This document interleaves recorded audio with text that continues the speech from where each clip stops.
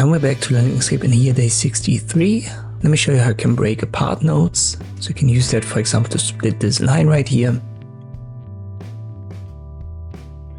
To do it, we activate the nodes tool. You can see we have two nodes, and this also indicated at the bottom. So we have a path with two nodes. I reactivate the nodes to go to center and double click, and this creates a third node. Once again, you can see it at the bottom when it's selected, path 3 nodes. But we cannot really split it right there.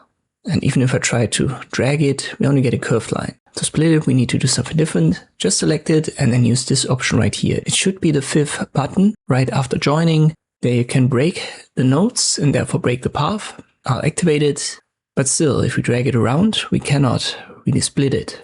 But it's now indicated that we have 4 nodes, and that's because it is actually split. We just have to break it apart first. And this can be done under path. So path, break apart.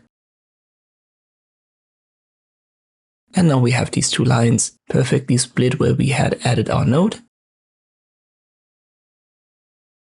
Let me do it again. Activate the nodes tool, double click right here on the segment. Select it, and then I use the break option right here. I go to path, break apart, and you can see it was split right where I've added this newest node. This also works on curved lines, so I left click, then left click drag with the pen tool. We have a little bit of an arc. I use the nodes tool, I add a third node, maybe right here with a double click. I select it, use break path right there. You can already see the handle has changed. I go to path, break apart. And there you go.